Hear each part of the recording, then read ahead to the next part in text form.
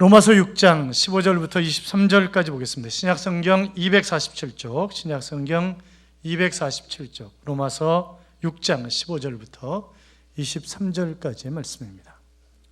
로마서 6장 15절부터 23절까지. 찾으셨으면 아멘. 교독합니다. 제가 15절 있습니다. 그런즉 어찌하리요? 우리가 법 아래 있지 아니하고 은혜 아래 있으니 죄를 지으리요? 그럴 수 없느니라.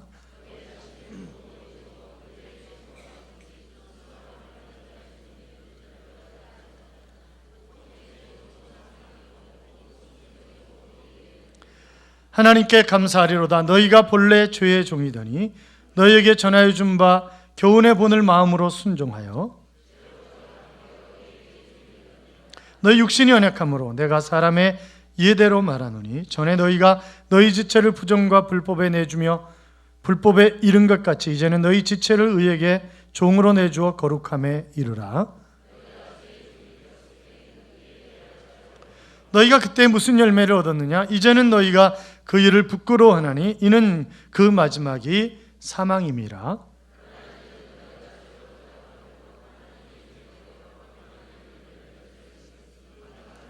같이요. 죄의 삭은 사망이요 하나님의 은사는 그리스도 예수 우리 주 안에 있는 영생이니라. 아멘. 같이 인사하시죠. 주의 이름으로 잘 될 것입니다. 더 잘 될 것입니다. 끝없이 잘 될 것입니다. 아멘. 주님의 전에 달려나와 예배드리는 여러분, 이 한 주간 하나님의 은총이 충만하셔서 행복한 한 주간의 삶이 될 줄로 믿습니다. 여러분은 생활 속에서 어떤 소리에 가장 민감하십니까? 나는 어떤 것에 가장 민감하게 반응하는가? 이것이 아마도 실제적인 나의 모습일 것입니다. 아기를 키우는 엄마들은 아이의 울음소리에 가장 민감하겠죠. 범죄자는 경찰의 호악소리가 민감하게 들릴 것입니다. 젊은이들은, 청년 여러분, 여러분은 어떤 소리에 제일 민감합니까? 카톡. 그 소리에 제일 민감하죠? 실시간으로 올라오는 웹툰의 업데이트 소식에 민감한 사람들도 있고 SNS에 게임 도전에 온 신경이 가득 차 있는 그런 사람들도 있습니다. 그래서 스마트폰을 손에서 내려놓는 것을 굉장히 두려워하고 잘 때도 꼭 껴안고 잡니다. 아이들에게 제일 무서운 벌은 바로 스마트폰을 뺏는 것이 제일 무서운 벌이라고 이야기를 합니다. 지난번 전철을 타고 결혼 예배 드리러 가는데 전철 안에 사람들이 전부 고개 숙이고 기도하는 모습으로 있더라고요. 그래서 이 사람들이 웬 기도를 이렇게 열심히 하나 봤더니 단체로 전부 스마트폰 켜가지고 전부 열고 있는 거예요. 그 사람이 20대건 30대건 50대건 60대건 상관없이 단체로 꺼내가지고 고개를 숙이고 있더라고요. 난 기도하는 줄 알았어요. 저는. 우리 모두가 하나님의 명령과 말씀에 그렇게 민감할 수 있다고 한다면, 아니 카톡 소리에 반응하는 것만큼이나 우리가 하나님의 말씀에 민감할 수 있다고 한다면 얼마나 행복한 신앙생활을 할 수 있을까 하는 그런 생각을 해봅니다. 우리는 지난주 주에서 해방된 하나님의 사람은 감사하면서 살아갈 수밖에 없고, 그렇기 때문에 날마다 은혜 속에 살아가야 하고 죄가 왕노릇하지 못하도록 해야 할 뿐만이 아니라 자신의 몸을 의의 무기로 하나님 앞에 드려야 된다고 말씀을 드렸습니다. 같은 맥락에서 그러면 우리가 의의 무기로 쓰임 받으려면 어떻게 해야 되느냐? 첫째는 하나님의 은혜 아래 있어야 합니다. 어디에 있어야 된다고요? 하나님의 은혜 아래 있어야 된다고요? 영국의 윌리엄 쿠퍼라고 하는 변호사가 있었습니다. 이 사람이 정말 내가 최고의 변호사가 되겠다라고 생각을 하고 의사당 앞에 사무실을 냅니다. 그리고 도서관을 왔다 갔다 하면서 굉장히 연구를 많이 하는 거죠. 그는 명성을 얻는 변호사가 되었습니다. 그런데 스트레스를 너무 많이 받는 거예요. 명성이 올라가면 올라갈수록 스트레스는 그것과 비교할 수 없이 더 많아지는 것입니다. 그래서 그는 결국 병에 걸려서 병원에 입원하게 되었습니다. 일주일, 열흘, 한 달, 두 달 가면서 다른 사람들은 성장하고 나는 점점 뒤처지는 것 아닌가라고 하는 그런 생각 때문에 그가 우울증에 걸려가지고 결국 자살을 시도합니다.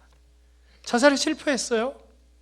그런데 그때 마침 동력 가운데 한 사람이 예수를 믿으라고, 예수 믿으면 평안함을 얻을 수 있다고 그렇게 이야기를 해서 그는 교회 나가게 되었고 성경을 읽고 기도하면서 하나님의 은혜가 무엇인가를 깨닫게 되었습니다. 다시 용기와 희망을 가지고 새 출발하면서 하나님 앞에 기도하는 거죠. 하나님, 제가 어떻게 해야 아름다운 행복한 삶을 살아갈 수 있을까요? 아니, 제가 어떻게 해야 하나님이 기뻐하시는 그런 삶을 살아갈 수 있을까요? 그러면서 그는 자신을 전폭적으로 하나님 앞에 맡기고 살아가기 시작합니다. 그러면서 나는 드디어 하나님의 은혜 안에 살게 되었다고 하는 그런 고백을 했습니다. 그러면서 자신의 신앙 고백을 담아서 바로 시로, 노래로 만들었는데 그것이 찬송가 258장입니다. 샘물과 같은 보혈은 주님의 피로다. 날 정케 하신 피보니 그 사랑 한없네. 살 동안 받은 사랑을 늘 찬송하겠네, 늘 찬송하겠네 하는 그런 찬송입니다. 변호사로 성공했을까요? 못했을까요? 성공 못했어요. 변호사로 성공 못했지만 하나님의 은혜 아래 살면서 그가 문학가로서, 시인으로서 훨씬 더 존경을 받는, 많은 사람들의 부러움을 사는 그런 사람이 되었던 것입니다. 오늘 본문 15절을 보면, 자 15절 보세요. 같이 읽어요. 그런즉 어찌하리요? 우리가 법 아래 있지 아니하고 은혜 아래 있으니 죄를 지으리요? 그럴 수 없느니라. 자, 우리가 죄를 지을 수 없는 이유가 무엇입니까? 죄가 우리를 주장하지 못하는 까닭이 무엇입니까? 우리가 은혜 아래 있기 때문에 그렇습니다. 은혜 아래 거하면 얼마든지 죄를 이길 수 있어요. 그러므로 더 이상 죄가 우리를 주장하지 못하도록 하나님의 은혜 아래 거하면서 의의 무기로 쓰임받는 그런 삶이 우리의 삶이 되어야 할 것입니다. 누구든지 법 아래 있다고 한다면 법을 어기지 않기 위해서 소극적인 그런 이거 하지 말아야지, 이거 하지 말아야지, 그렇게 삶을 살아갈 수밖에 없을 것입니다. 그러나 하나님의 은혜 아래 있다고 한다면 내 몸을 어떻게 하나님이 기뻐하시는 의의 도구로 쓰임받을 수 있을까? 적극적인 그런 삶의 자세를 우리가 얼마든지 가질 수 있단 말이죠. 사랑하는 여러분, 여러분은 지금 어디에 계십니까? 은혜 아래입니까? 아니면 죄 아래입니까? 어디 아래에 있느냐에 따라서 내 삶은 확연하게 달라질 것입니다. 우리 하나님은 은혜의 하나님이십니다. 믿습니까? 우리 하나님은 은혜의 하나님이시라고요. 야고보서 1장 16절 이하에 보시면 내 사랑하는 형제들아 속지 말라. 온갖 좋은 은사와 온전한 선물이 다 위로부터 빛들의 아버지께로부터 오나니 그는 변함도 없으시고 회전하는 그림자도 없으시니라 했습니다. 그러니까 가장 좋은 것들이 바로 하나님께로부터 온다고요. 요한복음 1장 3절에도 보시면 만물이 그로 말미암아 지은 바 되었으니 지은 것이 하나도 그가 없이는 된 것이 없느니라 했습니다. 자, 하나님은 창조자이십니다. 그 하나님 지금도 우주 만물을 운행하시는 그런 하나님이시고 그 하나님은 심판의 하나님이십니다. 이 세상에 가득 찬 가장 아름다운 것들, 어머니라고 하는 그런 분도 그렇고 우리의 가족도 그렇고 친구도 그렇고 지혜도 그렇고 모두가 다 하나님이 권능으로 주셨고 우리에게 선물로 주신 것들입니다. 똑같이 하나님은 가장 아름답고 가장 고귀한 생명, 구원, 천국, 이것도 하나님이 우리에게 선물로 그냥 주신 것입니다. 사랑하는 여러분, 내가 얼마나 은혜를 은혜로 느끼면서 살아가고 있는가 한번 생각을 해보자요. 중도에는 문중경 전도사님이라고 하는 분이 계셨습니다. 그분의 헌신으로 말미암아 지금도 90% 이상이 교회 나간다고 하는데, 일제시대 때 문중경 전도사님은 가난하고 병들고 고통받는 사람들에게 자기의 온 몸을 가지고 있는 모든 것을 통해서 그들을 아름답게 섬겼습니다. 그래서 많은 사람들, 아니 대부분의 중도라고 하는 그런 섬에 사는 분들이 교회 나오는 것입니다. 그런데 신자 참배를 거부하는 거예요. 그래가지고 목포 경찰서에 끌려가지고 얼마나 많은 고난을 당했는지 모릅니다. 그가 고문을 받을 때마다 환난과 핍박 중에도 성도는 신앙 지켰네라고 하는 그런 찬송을 부르면서 그것을 이겨냈고, 심한 고문이 가해질 때마다 에스더 4장 16절에 죽으면 죽으리라라고 하는 그런 말씀을 되뇌이면서 그 고문을 이겨냈다고 합니다. 아무리 협박하고 아무리 회유해도 그는 신사참배하지 않았습니다. 드디어 해방이 왔어요. 야, 이제 신앙의 자유를 얻었구나 그랬는데 이 좌익들이 결국 이 섬 안에까지 침투하면서 정말 힘든 그런 삶을, 그리고 6.25 직후에 인민군의 손길에 그 지역이 넘어갔을 때 평소 교회를 못마땅하게 생각했던 사람들이 이 전도사님과 성도들을 얼마나 괴롭히는지 모른다고 합니다. 1950년 10월 4일 국군이 이제 곧 들어온다고 하는 그런 소식이 전해졌을 때 악에 찬 공산당원들은 이 문중경 전도사님을 위시한 교인들을 바닷가로 전부 끌어냈고 그리고 전부 다 칼로 찔러서 죽였습니다.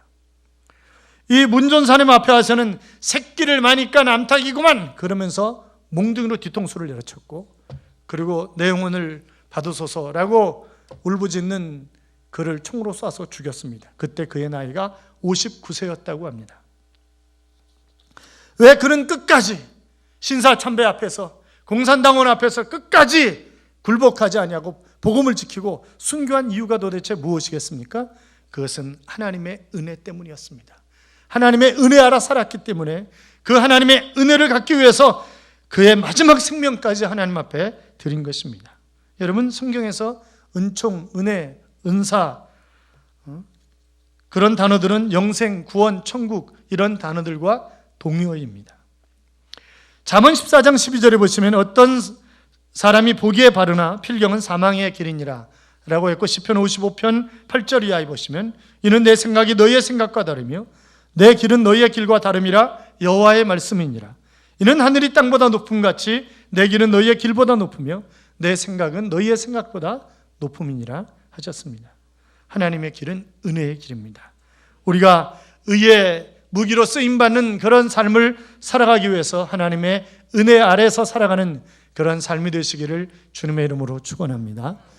자, 우리가 의의 무기가 되기 위해서는 그래서 하나님의 은혜 아래 살아야 할 뿐만이 아니라 순종하는 삶을 살아야 합니다. 어떤 삶을 살아야 된다고요? 순종하는 삶을 살아야 된다고요? 창세기 1장 26절 이하에 보시면 이런 말씀이 있습니다. 하나님이 이르시되 우리의 형상을 따라 우리의 모양대로 우리가 사람을 만들고 그들로 바다의 물고기와 하늘의 새와 가축과 온 땅과 땅에 기는 모든 것을 다스리게 하자 하시고, 하나님이 자기 형상 곧 하나님의 형상대로 사람을 창조하시되 남자와 여자를 창조하시고 그랬어요. 자, 그러니까 모든 것을 다스리는 자로 인간이 지음을 받았지만 뱀의 유혹을 이기지 못하고 결국 사단의 수하에 들어가서 죄의 종이 되어버리고 말았습니다. 사람은 범죄 후 그 에덴 동산에서의 그 종의 성품을 가지고 영원히 살아가는 거예요. 그래서 우리도 죄의 성품을 가지고 태어나는 것입니다. 그래서 하나님은 먼저 바로 이 종의 법인 율법을 하나님 먼저 우리에게 허락하신 것이라고요. 안타까운 것은 그러한 종의 자리에서 바로 하나님이 자신의 피로 우리를 사시고 자유를 허락하셨는데, 그런데 여전히 종의 법 아래 놓여서 살아가는 삶의 모습이 우리의 모습이란 말이죠. 자유자의 모습이 아니라 종의 모습으로 살아가는 것입니다. 갈라디아서 4장 6절 이하에 보시면 너희가 아들이므로 하나님이 그 아들의 영을 우리 마음 가운데 보내사 아빠 아버지라 부르게 하셨느니라. 그러므로 너희가 이후로는 종이 아니요 아들이니 아들이면 하나님으로 말미암아 유업을 받을 자니라 하셨습니다. 사랑하는 여러분, 우리는 자유함을 얻은 하나님을 아버지라고 부르는 하나님의 자녀입니다. 믿습니까? 우리는 하나님의 자녀라고요. 고인이 된 오카노 목사님이 70이 넘은 노신사에게 전도를 하셨습니다. 그래서 노신사가 이렇게 얘기를 하시는 거예요. 나는 70이 넘도록 손톱만큼도 나는 잘못한 일이 없어. 재산으로 남을 구제하는 일도 많이 했고 학교를 세워서 선한 일도 나는 참 많이 했어. 만약 천당이라고 하는 것이 있다고 한다면 나 같은 사람한테 자리를 배려해야 되는 것 아니요? 그렇게 얘기를 하는 거죠. 그런데 오카노 목사님이 잔인하리 만큼 혹독스러운 그런 단어를 써가면서 이 노신사에게 얘기를 하시는 것입니다. 선생님, 하나님은 너무나 의로우시고 너무나 거룩하신 분이에요. 그래서 선생님이 손톱만큼도 잘못한 일이 없다 할지라도 그건 정말 별거 아니네요. 마치 태양 앞에 촛불 같다고나 할까요? 어둠에서는 촛불이 굉장하지요. 그러나 태양이 솟아오르면 촛불은 아무것도 아니잖아요. 선생님께서 손톱만큼도 잘못한 것이 없다고 하는 것이 사람 앞에서는 인정받을런지 모르지만 그러나 하나님 앞에 하면 그거 별거 아니에요. 사람이 조금 양심적으로 살았다고, 약간 구제하며 다른 사람을 도와주었다고, 모두가 그런 것들은 태양 앞에 선 촛불과도 마찬가지입니다. 선생님, 그거 가지고는 구원받지 못합니다. 천국 절대 갈 수 없다고요. 어떻게 하시겠어요? 그랬더니 노신사가 시무룩하게 앉아있더니 한참 후에 입을 떼면서 이렇게 얘기하더랍니다. 시골에 내려가면 제가 교회 다니겠습니다. 가족들과 의논해서 우리 모두가 예수 믿고 그러면 나도 자유자로 살겠습니다. 그렇게 대답을 하시더라는 거죠. 자, 17절 보세요. 17절 18절 같이 읽겠습니다. 하나님께 감사하리로다. 너희가 본래 죄의 종이더니 너희에게 전하여 준 바 교훈의 본을 마음으로 순종하여 죄로부터 해방되어 의에게 종이 되었느니라. 아멘. 자, 지금 바울의 편지를 받는 로마 교회 성도들이 그들이 이방신을 섬기면서 살던 그런 죄의 종이었잖아요. 그런데 의의 종이 된 이유가 뭐라고요? 바로 교훈, 하나님의 말씀을 받고 그 말씀을 마음으로 순종함으로 말미암아 그들이 죄의 종에서 의의 종으로 바뀌었다고 하는 것입니다. 그래서 자유자가 된 것입니다. 사랑하는 여러분, 죄의 종이 되어 죄에게 질질 끌려다니지 마시고 하나님을 사랑하고 하나님의 말씀에 순종함으로 말미암아 하나님의 의의 무기로 쓰임받는 그런 하나님의 자녀들이 되시기를 주님의 이름으로 축원합니다. 자, 그래서 우리는 의의 무기로 쓰임받기 위해서 첫째 어떻게 된다고요? 은혜 아래 살아야 된다고요? 둘째 뭐 해야 된다고요? 순종하며 살아야 된다고요? 셋째는 우리의 지체를 거룩하게 해야 합니다. 뭘 거룩하게 하라고요? 우리의 지체를, 우리의 몸을 거룩하게 해야 된다고요. 최효찬이라고 하는 분이 쓴 세상을 뒤흔든 위인들의 좋은 습관이라고 하는 그런 책이 있습니다. 위인들을 조사해 봤더니 그들이 위인이 된 공통적인 이유가 있는데 그것이 바로 좋은 습관이라는 거예요. 그러면서 톨스토이 얘기를 하면서 톨스토이가 단점이 참 많은 사람이지만 그럼에도 불구하고 위대한 문학가요 사상가로 존경받을 수 있었던 그런 것이 있었는데 그것이 뭐냐면 좋은 습관인데 그 습관이 매일같이 일기를 쓰는 습관이었다고 하는 것입니다. 그래서 톨스토이는 63년 동안 하루도 일기를 빼먹고 쓴 적이 없다는 거죠. 늘 일기를 쓰는 거예요. 지금도 일기 쓰고 계시는 분 아무도 안 계시군요. 이 톨스토이는 매일같이, 그래서 매일같이 일기를 쓰면서 자기 자신을 되돌아보게 되었고 미래를 생각하게 되었고 미래에 대한 꿈을 꾸게 되었고 그러다 보니까 그가 위대한 사상가가 위대한 문학가가 되었다고 하는 것입니다. 사랑하는 여러분, 신앙도 마찬가지죠. 성공적인 신앙생활을 하고 있는 사람들에게는 한 가지 공통적인 특징이 있는데 그것은 바로 거룩한 습관을 가지고 살아간다고 하는 것입니다. 그 거룩한 습관을 평생 지키고 있는 것입니다. 그래서 거룩한 습관이 성공적인 신앙생활을 하도록 만드는 것입니다. 자, 19절 보세요. 19절 같이 읽어요. 너희 육신이 연약함으로 내가 사람의 예대로 말하노니 전에 너희가 너희 지체를 부정과 불법에 내주며 불법에 이른 것 같이 이제는 너희 지체를 의에게 종으로 내어주어 거룩함에 이르라. 아멘. 거룩하다는 것은 구별된다고 하는 말이죠. 하나님이 쓰실 목적이 따로 있다고 하는 것입니다. 우리의 몸으로 거룩한 일을 행해야 합니다. 적극적으로 하나님이 원하시는 일에 나의 몸을 들여서 내 몸이 그 거룩한 일에 쓰임받아야 된다고요. 그것만이 아름다운 열매를 맺는 길입니다. 전에는 불법과 불의에 우리 자신을 내주었기 때문에 온갖 악한 생각을 하고 죄를 짓는 그런 삶을 살았다고 한다면 이제는 내 몸을 거룩한 지체로 아름답게 쓰임받음으로 말미암아 의의 무기가 되어야 하는 것입니다. 믿음은 깨닫는 데서 그쳐서는 결단코 안 되는 거죠. 삶 속에서 구체적으로 우리가 열매를 맺어야 합니다. 세상이 아무리 유혹한다 할지라도 거룩한 열매를 맺는 그런 신앙인의 삶을 살아가시기 바랍니다. 우리의 몸을 누가 쓰느냐에 따라서 삶이 달라지는 거죠. 이 사랑의 수녀회를 만들어서 빈민들을 돌봤던 테레사는 자신은 다만 하나님의 도구에 지나지 않는다 하는 그런 이야기를 하면서 나는 세상에 보낼 사랑의 편지를 쓰시는 하나님의 손에 들린 몽당 연필에 불과합니다 하는 그런 이야기를 했다고요. 사랑하는 여러분, 지금 여러분은 누구의 손에 들려 있는 것입니까? 하나님의 손입니까? 아니면 마귀의 손에 들려 있는 것입니까? 인생의 저자가 하나님일 때 우리는 비로소 세상에 보내는 향기로운 편지가 될 수 있지 않겠습니까?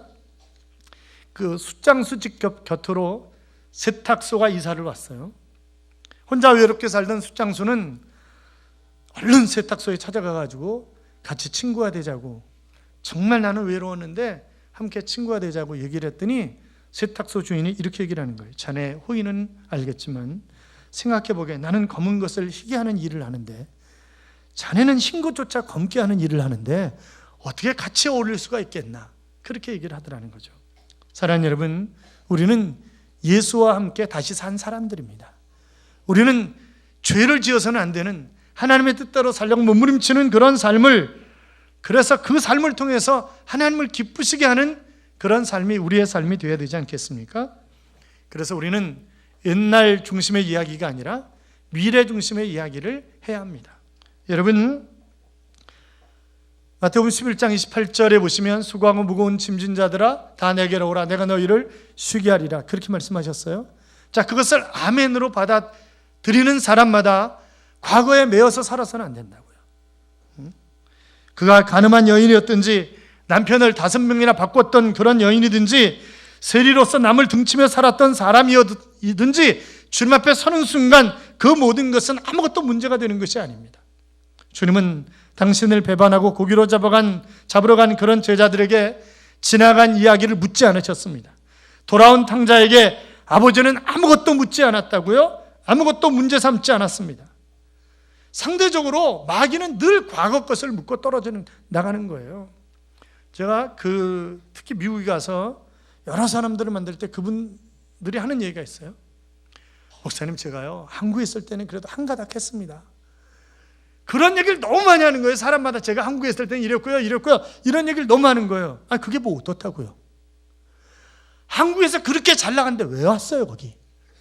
그랬잖아요. 왜 왔냐고. 그럼 한국으로 다시 돌아오시죠. 그랬더니 저 못 갑니다. 왜 못 가는데요? 그랬더니 이거 정리해도요 전셋값도 안 돼요 한국 가면. 그런 얘기 하는 거예요. 그러면서 자기는 아침에 출근해서 저녁에 퇴근하고 부인은 저녁에 출근해서 아침에 퇴근하고 그런 부부가 너무 많아요. 너무 많아요. 그러니까 부부가 일주일에 한 번 만나는 거예요. 그 미국이 뭐가 좋다고. 그렇잖아요. 그러면서 맨날 과거에 매여 사는 거예요. 과거에. 사단이 늘 그러는 거예요. 과거에 우리를 묶어놓고 있다고요. 그러나 하나님 보세요. 두려워 떨면서 밤에 찾아가고 있는 기도원에게 큰 용사요. 그렇게 말씀하십니다. 큰 용사요.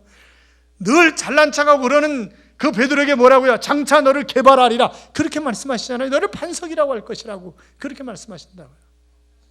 마귀는 뭐라 그래요? 네가 그때 결혼 잘했어야 되는 거잖아. 그때 과 잘 선택했어야 되는 거잖아. 그때 뭐 어떻게 했어야 되는 거잖아. 늘 과거 가지고 우리를 올가맨단 말이죠. 요한복음 9장에 보면 예수님과 제자들이 길을 가고 있는데 날 때부터 소경된 사람이 있었습니다. 제자들이 물었죠. 선생님, 저것이 누구의 죄입니까? 자기의 죄입니까? 아니면 그 아비의 죄입니까? 그랬더니 예수님이 뭐라고 대답하셨어요? 저것은 하나님의 일을 나타내려 함이니라. 이렇게 말씀하신다고요. 그러니까 늘 주님의 대답은 뭐예요? 미래적인 거예요. 긍정적인 거예요. 그렇잖아요? 사랑하는 여러분, 주님에게는 절대 우리의 과거가 문제가 되는 것이 아닙니다. 우리는 현재 주님을 만난 하나님의 자녀로서 주님을 위해서 우리의 몸을 거룩한 의의 병기로 드려서 아름답게 쓰임받으면 되는 것 아니겠어요? 그렇잖아요? 자, 20절 21절 보세요. 20절부터 22절까지 같이 읽어요. 너희의 죄가 종이 되었을 때에는 의에 대하여 자유로웠느니라. 너희가 그때 무슨 열매를 얻었느냐? 이제는 너희가 그 일을 부끄러워하니 이는 그 마지막이 사망임이라. 그러나 이제는 너희가 죄로부터 해방되고 하나님께 종이 되어 거룩함에 이르는 열매를 맺었으니 그 마지막은 영생이니라. 아멘. 여러분에게 여쭤볼까요? 자, 예수 믿지 않을 때가 더 자유로웠습니까? 아니면 예수 믿는 지금이 더 자유롭습니까? 네? 예수 믿기 전이 더 자유로웠습니까? 예수 믿는 지금이 더 자유롭습니까? 아니, 이러고 뱀 얘기하지 마시고 예수 믿기 전이 자유로웠어요? 예수 믿는 후가 자유로워요? 아마 예수 믿기 전이 자유로웠다고 얘기하시는 분들이 많을 거예요. 그때는 주일날 놀러 가도 됐고 내 마음대로 할 수 있었는데 이건 주일날 놀러 갈 수 있나? 공휴일 되면 꼭 교회에서 행사한다고 그러지. 뭐 이렇게 저렇게 정말 힘들다. 그렇게 얘기하고 싶으시죠? 여러분, 그러나 예수 믿기 전에 정말 자유로웠다고요? 이사도 제대로 못 갔어요. 손 없는 날 잡아야 돼. 손 없는 날. 그렇잖아요. 그거 자기 마음대로 못 눌러넣어. 동서남북 아무데나 못 들어넣어요. 그것도 방향 정해서 들어넣어야지. 그렇잖아요. 결혼하는 날은 안 그래요? 다 따져보고 했잖아요. 자유롭게 뭐가 자유로워요? 그렇잖아요. 여러분, 그것은 진정한 자유가 아닙니다. 그렇잖아요. 진정한 자유가 아니라고요. 그때는 의에 대하여 자유하였느니라. 성경이 그렇게 말씀하고 있죠. 예수 안 믿어도 되는 줄 알았어요. 그러나 세상에서 제일 큰 죄가 뭐예요? 예수 믿지 않는 게 세상에서 제일 큰 죄예요. 이때는 술을 마셔도 노름을 해도 부끄러운 줄 몰랐어요. 이때는 안 믿어도 되는 것으로 알았습니다. 주의를 어겨도 그것이 마음에 걸리지 않았다고요? 하나님의 것을 구별해서 드리지 않아도 전혀 양심의 가책이 없었다고요? 이것은 자유가 아닙니다. 죄의 종이고 사단에게 얽매여 있는 것입니다. 그러나 이제는 어떻게 해요? 내가 예수 믿으면서 의에 대해서 자유로울 수 없게 됐단 말이죠. 왜 그렇습니까? 주의를 지켜야 하고 예배를 드려야 하고 봉사를 해야 하고 하나님의 것을 구별해서 드려야 되고 사랑과 용서도 해야 되고 하나님의 뜻대로 살지 못하면 왠가 좀 불안하고 그렇잖아요. 여러분 주일날 빼먹었는데 안 불안해요? 그건 좀 이상한 사람이에요. 그거는 그러니까 불안한 게 지극히 나는 아무렇지도 않고 전혀 자유하다 이러면 자기 신앙을 다시 한번 점검해 봐야 되는 것입니다. 여러분 진정한 자유가 어디 있습니까? 요한복음 8장 32절에 보면 진리를 알지니 진리가 너희를 자유케 하리라 그렇게 말씀하셨습니다. 그러니까 진리 대신 예수 그리스도 안에서 하나님의 말씀 안에서 우리가 진정한 자유함을 얻는 것이지 세상 안에서 자유함을 얻는 게 아니라고요. 그러므로 그리스도 안에 매이십시오. 여러분의 직분에서나 사명에서나 주님의 일에 매이시길 바랍니다. 그래서 교사도 열심히 하시고 성가대도 열심히 하시고 거기에 매이는 거예요. 내가 왜 성가대는 해가지고 비 오는 날 일찍 가서 연습해야 되냐 그렇게 생각하면 안 된다니까요. 끝나고 얼른 봄 꽃구경 가야 되는데 연습해야 되고 머리 아프다 그렇게 생각하시면 안 된다고요. 주 안에서 자유함을 누리시기를 축원합니다. 그러니까 내가 자꾸 옛날로 돌아가려고 한다면 그건 신앙에 문제가 있는 것입니다. 사랑하는 여러분, 미래를 하나님이 나에게 더 좋은 미래를 준비하셨다는 사실을 믿고 미래를 향해서 멋지게 달려가는 하나님의 자녀들이 되시기를 주님의 이름으로 축원합니다. 이 세상에는 두 종류의 삶이 있습니다. 하나는 죄의 종 아래서 사는 삶이고 하나는 은혜 아래서 살아가는 그런 삶이라고요. 이 법 아래 죄의 종으로 살아가는 그런 삶은 자기 딴에는 법을 지키려고 애를 쓰고 막 몸부림을 칩니다. 그러나 그러면 그럴수록 어떻게 해요? 더 부족하고 그 법에 비춰보니까 자기는 죄된 인생이고 정죄 때문에 두려움과 불안 속에서 살아갈 수밖에 없는 그런 삶이잖아요. 그러므로 우리는 바로 우리 자신을 하나님의 은혜의 거울에 비춰보면서 하나님이 나를 다 그리스도의 보혈로 덮으셨다. 그러면서 은혜 속에서 자유롭게 살아야 되지 않겠어요? 은혜 아래 사는 사람들의 특징이 있는데 자신의 부족함을 깨닫고 늘 하나님 앞에 겸손하고 감사하면서 살아가는 것입니다. 자기 중심이 아니라 주님 중심으로 살아가는 거죠. 은혜 아래 살고 있기 때문에 쉬지 않고 감사합니다. 땅의 것을 바라보지 않고 위의 것을 바라보고 살아가는 것입니다. 너희는 먼저 그의 나라와 그의 의를 구하라. 그리하면 이 모든 것을 너희에게 더하시리라 하신 말씀대로 먼저 하나님의 나라와 의를 생각하는 것입니다. 그래서 늘 감사하고 은혜가 넘치는 삶을 살아가는 거죠. 자, 그런데 우리가 예수 믿는다고 하면서 여전히 법 아래 죄의 종으로 살아가는 사람들이 얼마나 많은지 모른단 말이죠. 그래서 예수 믿으면서 미아리 찾아가는 사람도 있고요. 예수 믿으면서 스포츠 신문 왜 보나 그랬더니 거기에 오늘의 운세 이거 나오는 거 이거 보느라고. 그러니까 스포츠 신문이 제일 많이 팔리는 이유가 스포츠 때문이 아니라 오늘의 운세 때문에 제일 많이 팔린다는 거예요. 아니 그런데 우리도 그거 맨날 펴가지고 오늘의 운세 그거 보면서 살면 되냐 이 말이죠. 정말 점쟁이들이 안 맞는 사람이 있대잖아요. 예수 믿는 사람은 절대 못 맞춘다잖아요. 그게 안 맞는다는 거예요. 이 사람 죽어 있어야 할 사람인데 살아있다는 거예요. 멀쩡하게 건강하게 보니까 예수 믿는 사람이라는 게. 이 예수 믿는 사람은 그게 안 맞는 거예요. 그러니까 쓸데없는 데 찾아가지 마시라니까. 사랑하는 성도 여러분, 우리 모두 은혜 아래 순종하면서 우리 지체를 거룩하게 쓰임받도록 드려서 의의 무기로 멋지게 쓰임받는 삶을 살아가는 하나님의 자녀들이 되시기를 주님의 이름으로 축원합니다. 기도하겠습니다. 사랑하는 여러분, 하나님은 나를 의의 무기로 사용하기를 원하십니다. 그러려면 은혜 아래 살아야 합니다. 순종하며 살아야 합니다. 우리의 지체를 거룩한 그런 삶을 살아가도록 복종시켜야 하는 것입니다. 그런 삶을 살아 의의 무기로 쓰임받는 삶이 될 수 있도록 같이 기도할까요? 살아계신 하나님 아버지 감사합니다. 하나님 뜻대로